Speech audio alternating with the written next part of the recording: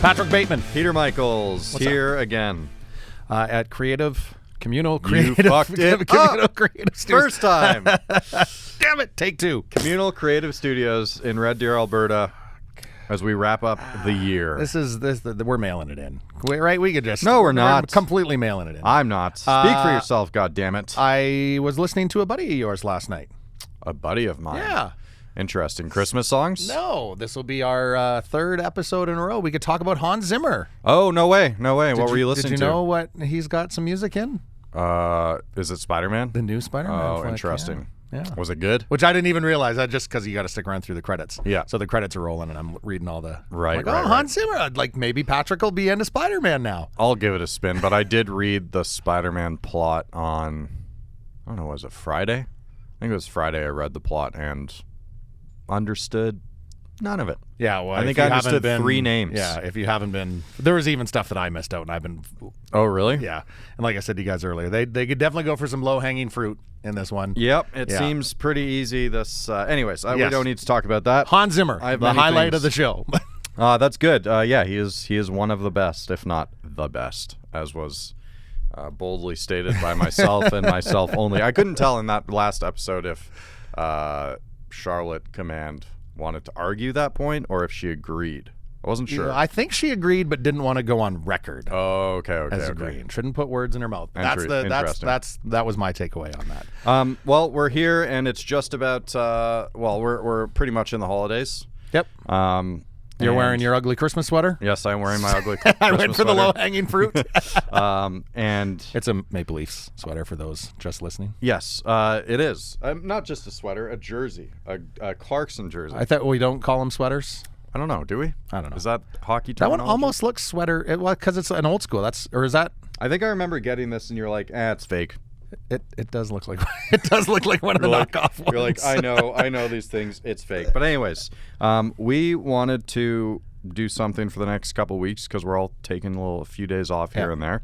And even though it hasn't been a full year of the Road the Stage, it is the end of the year. And I know we did our top picks of 2021, but we've had a pretty incredible stretch of episodes here since April. To see how far it's come. Yeah. In a pretty short time. Yeah, and when I started going back through some of our highlights, I guess we could call them, to realize that, we've had, I think at this point, 32 guests. It feels like a lot more. I don't know what it is. It's weird. The 32, looking at the number 32 doesn't seem like a lot, but we've had a lot of amazing talent here on the Road the Stage since April 21. Yeah, I think when you pack in the amount of conversation that we've had, it sometimes could feel like more than 32. Yeah, for sure. But we figured we would share some of our favorite moments from the podcast. So is this like a greatest hits thing? Is that... Well, it's not. That makes it sound like it's over. It's just 2021, a retrospective. There we go. Something like that. I like that much better. Huge shout out and thanks to, we've had big support this year, which has been amazing, from Sawback Brewing Company, Go Services Inc., Bose Barn Stage, and Tourism Red Deer. Yeah. Some great friends. Some good friends. Friends and of the Christmas show. To all of them. And yeah, we started, like I said, this podcast back in April. How did we come across... Refresh my memory. Our first guest? Yeah. Actually, I don't remember. Well, I think they just put a new song out, right? I think that's probably what it was their new single. It just came out right around then. But our first guest was Tyler Bancroft from Said the Whale. And we felt very grateful that we could start off that strong. Yeah. That was exciting. No kidding. To get him on the show. And we also kicked things off strong in that we got to we got some pretty good stories out of him. One of them we're about to listen to. In my books, I don't know about your standards of success, but if you can bring up mustard in your very first interview of the very first episode of your podcast, I say that's a win. I think that's how you get things off on the right foot. Well, let's hear about the mustard story from Tyler Bancroft of Said the Whale, episode 1. Right, but he's got to be one of the only musicians to have a tour experience which involved a bottle of mustard being sprayed at you, and not in a good way, whatever that way might be. Is there a good way to have mustard sprayed? There's got to be. Well, there's the Dumb and Dumber thing where they're trying to, calm down from the hot sauce. I mean, that's kind of fun. But being attacked Yeah, attack with a bottle of attacked mustard. with mustard. Yeah. And if you're listening, of course, these guys are referring to an incredible scene from a documentary where Spencer was accosted by an angry woman. Perhaps the worst condiment to be attacked with, actually. Now that I think Spencer about actually it. really likes mustard. I do too, but I don't want to be sprayed with it. That was his reasoning. He was upset. Anyway, so we're still tight with Spenny. We catch up with him when we can, and I think under normal circumstances we probably would have flown out our touring drummer Brad to play these songs, just because it's nice to have your crew that's going on tour with you having played on the record. That's just kind of a nice feeling for everybody. But yeah, COVID happened, no travel, and Spencer was around, and he was super stoked to do it. And the truth is, nobody plays like Spencer. He is a monster behind the kit. And yeah, on that new tune, Honey Lungs, I got a lot of comments like, "Man, who's playing the drums?" It's like, Who do you think is playing the drums? It's Spencer. And people are like, that makes sense. Okay. He's just like, he puts drum fills in places where most drummers would not put drum fills. That's like one way of putting it. Yeah, no, the drumming is very, very cool on that new track. Absolutely. Well, I'm glad to hear that he was on there, and I don't know, that mustard scene just got me. I just need it, I'm assuming there was no proper resolution. It was just another day on the road. We'll move on from this. Another day on the road. Definitely a strange day on the road, but one of many, I'm sure. Tarek Jafar of the Blue Stones, episode 3. And at what point, you're a pretty well-educated guy, and so you've got physiotherapy as your background. Yeah. Was there a point, like, when did you figure which career was going to be the one that was going to take off? I don't know. Both Justin and I went to university, and we were playing music the whole time. And when we got our undergrads, I got an opportunity to go away to England to study physiotherapy. And nothing was really happening with the band. Like, we were just kind of status quo for a while. So I told him, I was like, I got to take the opportunity to go away. So I did. And it wasn't really until the end of my schooling in England that we got hit up by like management and all these opportunities involving like a record label from the US and all this stuff. And it kind of just came out of nowhere. Like, we were shocked. We were basically just putting it on the back burner, and it just like popped up. So, we chased after that. And when I got home, I got certified just because I figured I'd finish what I'd started. And then I was like, all right, time to shift focus back onto the Blue Stones. Crazy. Yeah. So imagine, like, if you're at a festival, let's say, and there's all the other bands and everybody's kind of milling about behind the stage, as they tend to do. Are you getting other musicians coming up to you and saying, Tarek, I got this, like, my shoulder just kind of, I don't know if I could do this tonight. Are you giving some free physiotherapy? It's amazing, like, how when I do tell people I'm a physio, immediately their pain crops up, and they're like, it's like, yeah, I do that, and they're like, oh, that's so great. Like, my neck has been so just tight lately. I'm like, I can't do it now, but like, I can, I guess, in the right setting. I've definitely done physio on tests for sure. I mean, on the road. I would hope that would be unfair to withhold that valuable information when you're on the road. Yeah. But he's a drummer, and he plays the drums hard. So, there's some trap issues there. So you're not like leading backstage stretching, pre-show stretching sessions with other bands. No, absolutely not. Or what if Justin's driving and he slouched a little bit more? Are you like, hey, straighten that back up? What I'll do is, like, on my Instagram, I'll just like snap a photo of if I see one of the tour members or our crew like slouching, and I'll just like, you can have that draw tool, and I'll just kind of draw their back like that, and I'll post it and tag them, and I'll just type posture check, and they can see like some postures is horrible, man. You need to like illustrate it for people to understand. I think it might benefit us actually with this podcast to get like a recording of Tarek somewhere in the background offset doing a posture check every like 20 minutes or so on the podcast. I'm a lot more cognizant of how I'm kind of sitting here now, though. I look a lot taller every already. Every 20 minutes, you just have like a little, one of your producers back there hits a little sample and it's like, "Pah, shoot ya." That's just straight no. All right, I'm going to remember that. We might actually use that. From episode 5 of The Road the Stage, Kurt Dahl from One Bad Son. Started touring, 2007 or 8. Wow. So like, and back in the day, I used to sort of indulge a bit in terms of what I was sending out to bars in order to get them to book us, right? So I guess indulge is too kind. I just lied outright to the bars and said that we do all these cover songs. I'd make up a list of covers that we did not do.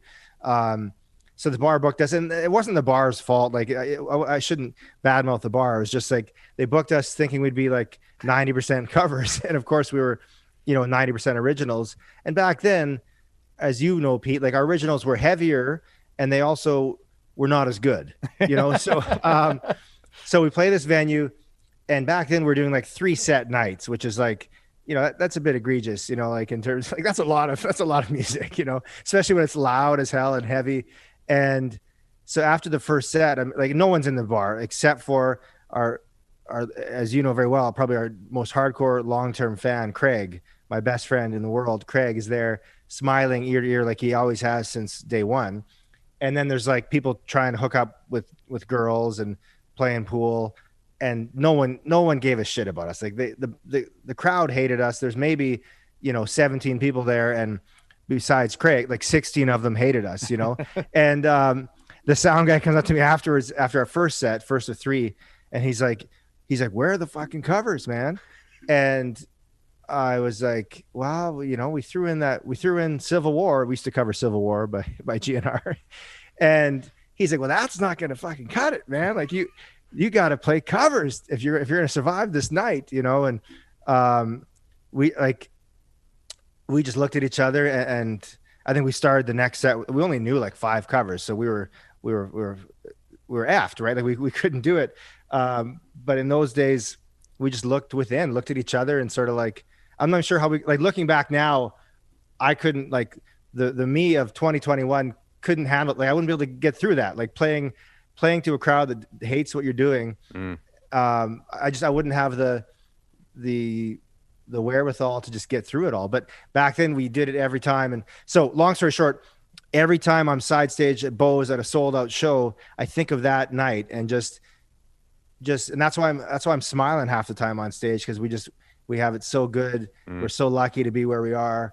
And so, like, it's the polar opposite of the type of crowd that we get at Bose, where you got a packed house, everyone's screaming for your originals. It was just those sort of contradictions, or this contrast, really just like keep a guy grateful, And you didn't have to lie about what songs you were playing to get on stage there either. No, I didn't lie to Brennan to get the gig. I am curious though, like when you would, say, hey, we play these awesome covers, here's what we play. Were there songs that you knew would, make them a little, ease them on? Like they were like, yeah, you're playing that Bon Jovi song. Yeah. Well, were there any like kill shot songs that you didn't actually play that you lied your way through to get on stage?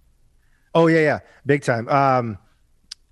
And as a lawyer now, it's kind of funny because like, was what I sent, was that legally binding or not? I don't know. But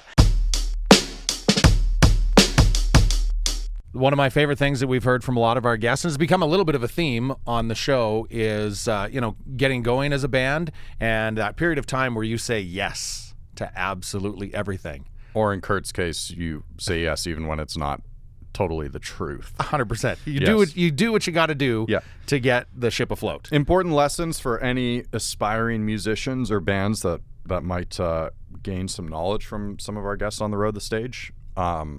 I think that there's always a time in the beginning of your career to adhere to the saying yes mantra, but there also has to be an end. Eventually. There has to be an end. Eventually it takes its toll. And shortly after our episode with Kurt Dahl, episode 13 actually, Liam Cormier from the Cancer Bats kind of told us about that side of things. Like a big example is just like for, let's say, the first 10 years of the band, we just said yes to everything. Yeah. Like it was just like, oh yeah, like everything was a yes, and then we would just figure it out. And that's like more like that kind of energy to just be like, oh yeah, and then we'll figure it out, and that'll be sick. And not being like, we should sit back and like maybe we'll crunch these numbers and like maybe we'll figure it out. I was just like, oh, we can tour with Rise Against like around Europe and the UK. Like, yes. Like I'll just figure that out. Doesn't even matter. It's the title of the episode. What's that? It's the title of the episode. We'll figure it out. You've made it already. Yeah, you just figure it out. Just say yes and then figure it out. And that then, is like, yeah, as like time went on, we were like, we should probably say no to a couple things. Yeah, that has been the common theme with many bands. And what got you to that point? Because we have heard that a ton, and almost every band we've had on said, yeah, we just said yes, yes, yes. But did you guys come to a point where you realized, holy, like we got to try to pace this a little bit? Yeah, I think there's also the point where, and this is like maybe going into more of a business idea, is where you're always like pushing to like, make your band bigger and to spread the message and to like play to more people and to do all this. And then I feel like there's a certain point where you also need to like step back and like, figure out what you actually want to do or why you're even doing any of that. Like that being said, like for us, like we are a hardcore band. Like we love playing like crazy rowdy shows. One of the things that like ends up happening sometimes when you play some of these like bigger shows is you're like, oh, this is like more disconnected, in a lot of ways. And you're like, and in some ways, like we're not making as much money as we did when we were playing the smaller show, because now we have like more overhead and you have like more of these things. And you're like, oh, if we kind of like scale some of these things back and tour a little bit less, like we're actually going to like make more money, if we like figure out kind of like where, we want to be. And by that, I mean, like, it doesn't always make sense to just be like doing support tours. So we were like, you know what, we should just stop doing support tours, because that's also not fun. But it is part of this whole music, culture. You're like, oh yeah, you open for the big band and then their fans think you're cool. Yeah. And you're like, not always. I think there's a big misconception there about people think it's, you get on this big bill and it's all glorious. But I mean, really, the pay isn't that great. From what I've heard, you're with a lot of shows, you're not selling as much merch because you have to have your merch price the same as the headliners. Yeah, or you're like, you're only limited to a few things. So like the headliner can have as much as they want. Like you can only have like a couple. I mean, again, we were really lucky. So like when we did get some of those opportunities, like obviously going on tour with like Billy Talent and Alexis on Fire, like that's like a huge tour where that does work. Like those kids show up early and they're into every band, and we got tons of fans from those tours. But then there are the other ones where you're just like, oh yeah, like I don't think, there was probably like 2 people at the like Bring Me the Horizon Thursday show who really like got into us. But like for us, it was just like kind of like looking at all those things and being like, oh, you know what? Like we should just do headline tours, and we should like just focus on the places that like the shows are really good. Because I was like, we don't really need to play like Idaho again, ever. I'm like, actually, nobody likes our band in the States. I shouldn't say that. People like our band in the States, but our shows just like weren't as good. Like America's really big. People are spread out. So I was like, we shouldn't tour in the States anymore.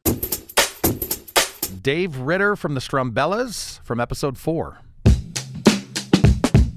Well, I do remember that hat made a big impression. You guys came through Red Deer. Would have been February of 2019. Was it 2019? I think it was 2019 for the Canada Winter Games. What do you remember about that performance? It was an empty field that they put up a big inflatable tent that held about 2,000 people, I think, maybe 3,000. And it was minus 40. And it was minus 40 for the whole week. It was cold. I'll give you an honest, like a very honest answer. Please. I remember nothing about the performance, but I don't want you guys or anyone from Red Deer to take this personally. I remember my memory. It's like I'm like a goldfish or something. I can't remember anything, and it's very awkward. Like I often will meet people at shows, and they'll say, "Hey, we met in Sault Ste. Marie, and it was great, and you had such a good." And I sort of pretend I don't want to be nice, and I don't want people to have hurt feelings, and I'll say, "Oh yes, of course," or they'll say, "Do you remember this festival that you played in Owen Sound, 2 years ago?" And I'll say, "Oh yeah, what a great show." And so anyway, that would have been the political answer, is to say "Oh yeah, that would have been great," but I have absolutely no memory of it, and I'm sorry about that. But it's not that I have no memory of that show. It's that the tours, they just blur. So I sometimes will remember a nice lunch we had or whatever, but it's really, it turns into this pretentious thing, like in what's that movie? The mockumentary about the rock band, the Spinal Tap. Spinal Tap. Yeah, right. Where they can't remember they can't remember the The town word? that they're in. Yeah. Oh, right, yeah. And I know that that's this pretentious musician thing, and this is sort of the opposite of that, where it's I usually know where I am, but I can't remember where I've been. Wow. So I'm sorry, but it's not it's nothing personal about At least you own it. I love the have honest a mental answer. deficiency. Ewan Curry and Ryan Gullen from The Sheepdogs, episode 7. Well, in the meantime, you've got this new EP out, and I will say for vinyl collectors that colored vinyl for No Simple Thing is sweet, real nice. But you've also got rolling papers, which I didn't notice. Are those old? Those rolling papers are from the last record release? Yeah, we didn't do. They get manufactured in China, so they're not rolling in super quick these days. Okay, fair enough. We're gonna save. We'll get more. I'm gonna get more made when we go back on the road. But we still have lots of stocks. We still have the old ones. Direct from Wuhan. The Doobie district of Wuhan. Yeah. I saw you in that you kind of asked the notoriously cranky David Crosby to rate your rolling skills. I did, yeah. And he didn't side with you, right? No, he picked my friend Matt. Okay. Which is why you prefer Nash? Well, I prefer Nash anyway. Crosby's amazing. David Crosby on Twitter is a fantastic follow. You're right. I don't think Nash is even on Twitter, so Crosby wins that one easily. Our good buddy Matt Dunlap, he's does all of our Sheepdogs art design and collabs on just about all the sort of content that we put out, and he and I are always laughing. We used to hang out in San Francisco when he lived there, and we'd have a joint rolling contest on the street and all this kind of dumb shit. So we've always been joking about getting Crosby to rate our joints, but mine wasn't very good, so I'm not surprised that Dunlap won, but yeah, it was funny. Now, was it just that one that wasn't good, or did you kind of buckle under the pressure a little bit of having Crosby judge you? No, I rolled it in advance, but I think I had a few whiskeys before I rolled it. Okay. I've never been I never said I was the best roller. I'm the fastest roller. I can roll a joint faster than anybody. That's my claim to fame. But which is very important many times.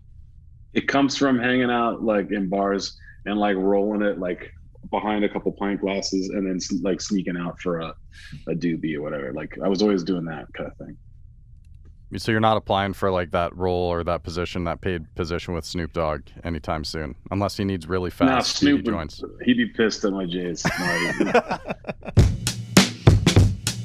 So basically, I feel, and I think you agree, that throughout the road, the stage, we've yet to have a difficult interview. And you and I have worked in this industry for quite a while. You a lot longer than me. I know. And it's so funny the number of times we hear about difficult interviews, right? That's fair to say. It happens. Yep. It happens. There are a number of reasons, legitimate and otherwise, why that might be the case on any given day.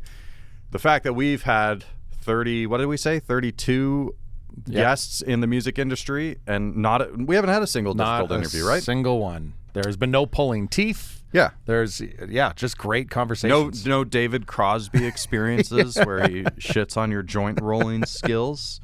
So yeah, I feel like we're pretty lucky to have had such a good experience so far. Yeah, and again, I think it's just everybody's willing, and it's just good casual conversations. Yes. Now there are, and I know it's the case for you too, but there are some guests or questions that you and I may have wanted to ask for some time. Right. Yes. And you were chomping at the bit when we got Dan For Mangan. a decade, Yeah. I've wanted to know about Dan Mangan and how his origin story of how he got on one of my favorite podcasts for a long time now. It's the long-running improv podcast, Comedy Bang Bang, because not many people in the music industry are on his podcast or on Comedy Bang Bang as much as he is. But also, I mean, those are two things, Dan Mangan and Comedy Bang Bang, that I absolutely love. So that origin story is just something that I had to know, and we shall. Let's check it out. Yeah, no. Well, Pete reminded me of it, but I think the last time you were through town would have been, did we say 2019, fall of 2019? Fall of 19, I want to say. Yeah. And just such a beautiful moment during that show, which you've had at so many shows as well. Just the sing along in so much for everyone, right? And there's a great shot that Carolyn Bowes, photographer, has got that we absolutely love and adore of you and the crowd all around you and the light going there. Cool. Which is a top 3 sing along moment for me in concerts of all time. Amazing. So what are some of your favorite sing along moments that you've had as a fan? Some bands that you love going to, and you just see those moments where you just feel like everybody is there as one together. When I think of like, it's a good question. I have a really good answer. Glastonbury 2012. There's 200,000 people at Glastonbury. It's just absolute mayhem. And at some point, all of a sudden, this like sort of like everyone in the whole festival started kind of like walking in one direction, and everyone's like, "What's going on? What's going on? You know, what's happening?" And everyone's sort of like, "Well, we don't know if it's true, but word on the street is that Tom York and Johnny Greenwood from Radiohead are going to do a duo set over on this other, the stage over there." And so it's my favorite band in the whole world. I'm like, I'm there, I don't care if they're not doing it. Even just the idea that they're doing it, I'm going to run. And so we get there, and it's Tom and Johnny, and they're doing their set, and it's so rad. It's very impromptu, and there's like an acoustic guitar and things. And I think Tom's playing bass and Johnny's playing guitar. And so they do Karma Police. The whole crowd's singing along. For a minute there, I lost myself. And then they get to the end of the song, and it's just like thunderous applause. Everyone's losing their minds. And then Tom's like tuning his guitar or whatever, and it starts up again. And the crowd starts going, just for a minute there, I lost myself. And, there's like 30,000 people singing the end of Karma Police, and it just went on and on and on, over and over and over again.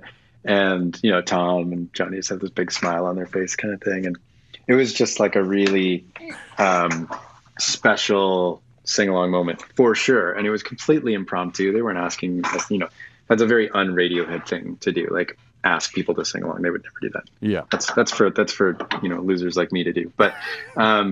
But it was so special and so pure, and just like one of those moments where just like you're looking around, everyone's got like this beaming smile on their face. It's amazing. I just want to point something out, though. I think this is guest like 4 or 5 on the road the stage that is just rubbing it in that they've seen Radiohead and I haven't. So, and at Glastonbury of all places, that sounds absolutely incredible. I have to go back a decade. All right, Dan, because I'm a big fan. And I had a realization over the last couple of days that it was 10 years ago this fall that I would have seen you at Mac Hall in Calgary. Oh, yeah. I think Daredevil Christopher Wright opened, which... Yeah, it's so good. I don't know if they exist anymore. I was searching them up a little while back. Not really. They put out 2 records. The main songwriter, a guy named Jonathan Sunday, is still putting out records, and he's incredible. He opened up the last few Minnesota shows that we've done because he lives around there. Oh, cool. Very cool. And he's a really unique writer and unique singer and just beautiful guitar player. Yeah. Love that guy. But I was kind of blown away that was 10 years ago.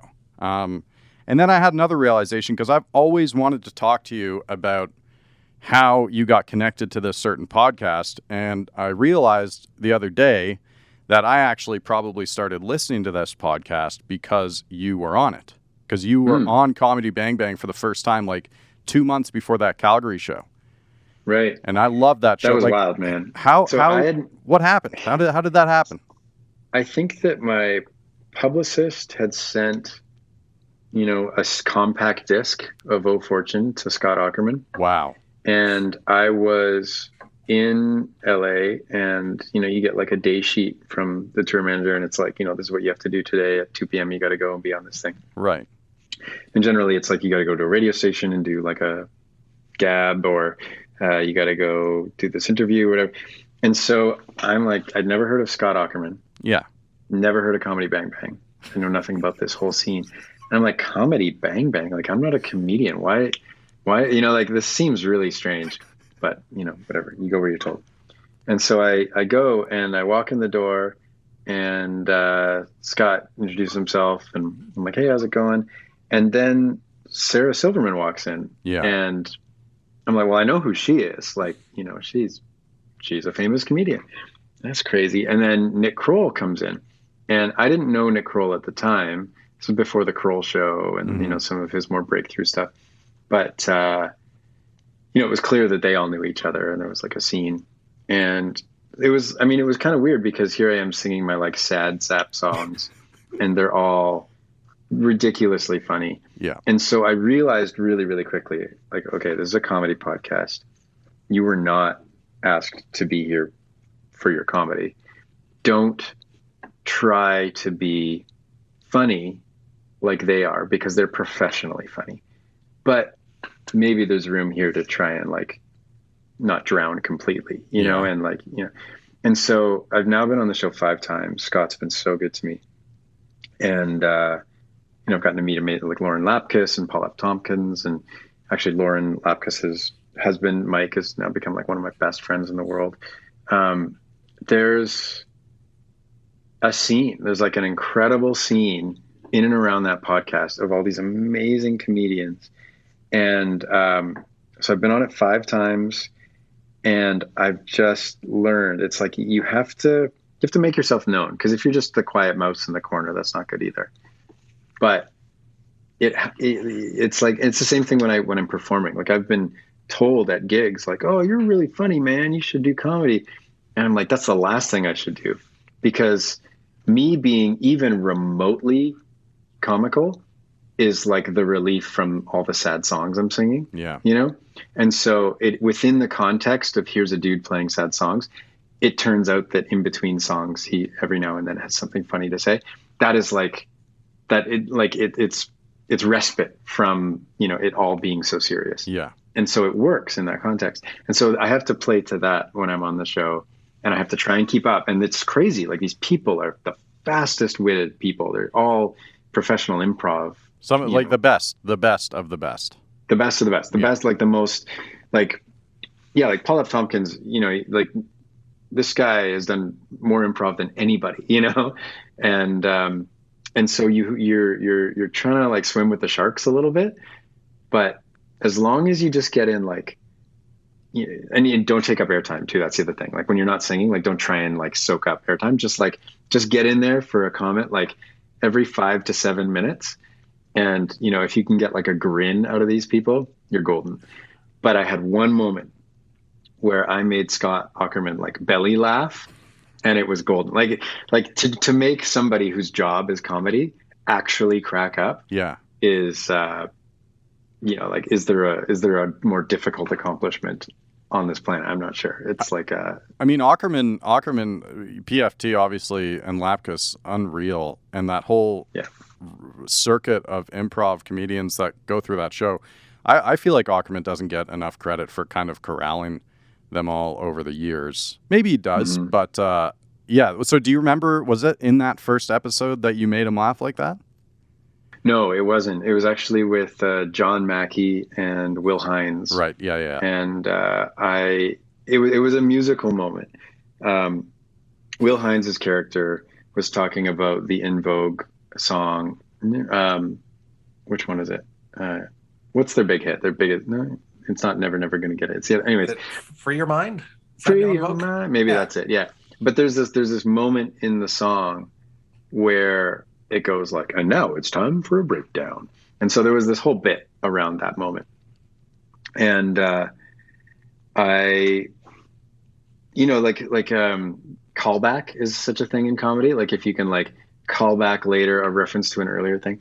And so I play the song Peaks and Valleys, and I get to the end of the song where there would traditionally be like an instrumental thing that ends the song. You know, it's sort of like a bridge or a breakdown. And so I'm like playing the song, and I get to the big climax of the song.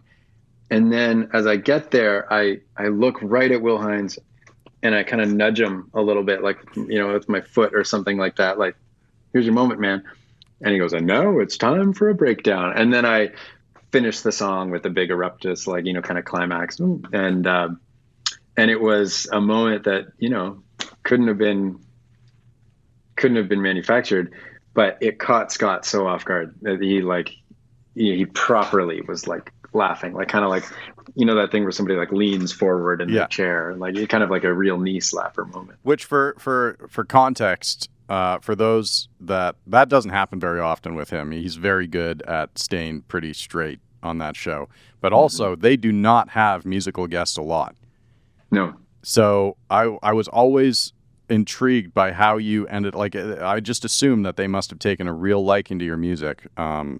But this podcast has, you know, millions of listeners, and it's been around for a long, long time. They were one of like the original pioneers of podcasting. Absolutely. And you know, Nico Case has been on there a handful of times. There's a few other, you know, sad songwriter musicians that have done it, but nobody has done it 5 times other than myself, I'm pretty sure. And I don't know why. Like, I'm not sure why Scott continues to be so good to me. But anytime he asks me to be on it, anytime I'm in LA, I will do it. Like, I will never say no. You know, like, I will continue to do it.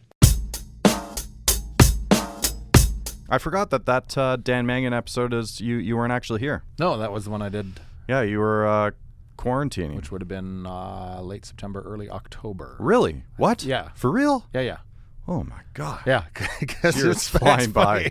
It was my first event. I had emceed an event, right, with people. Yeah, and it was about less than a week after I did that event. Of course, where I got pretty sick. Of course, not it was. COVID. Yeah. It wasn't. I didn't have any of the COVID symptoms, but it was still just an illness after being out in people's shocking. I remember there was a moment of stress where it was like, okay, well, do we try doing this remotely, where you and I are separate, and we also have a guest on the line, because we thought that could be quite complicated. Yeah.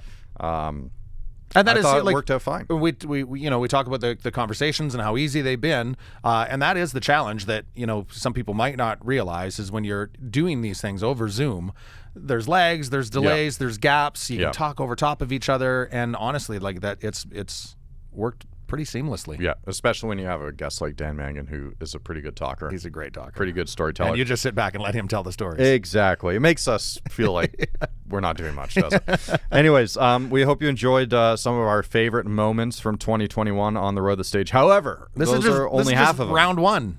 Absolutely. So next week, we're going to take you through a few of our other moments. Please go back and listen. Watch these episodes. Listen wherever you get your podcasts. Watch on the Communal Creative Studios YouTube channel, which if you're not subscribed to, pretty soon, I'm just going to stop saying that. I don't think you can. I don't think you ever. I'll stop saying it so nicely. Okay. I will only. So do we get like through the first year and then the gloves come off? Basically, I will be very welcoming in that sentiment to new listeners and viewers. But if you've been hanging out since April of 2021 or September of 2021 and you haven't subscribed to the YouTube channel yet, get out of here. There's only so many times we can beat you over the head. It's very easy to do. Yes. Well, yeah, that's what we got for part 1, right? Big thanks to Sawback Brewing. Yes. Go Services Inc. Tourism Red Deer. Yes. And Beau's Bar and Stage. All right, and we'll be back with part 2 of our favorite moments from the Road to Stage 2021 next Wednesday.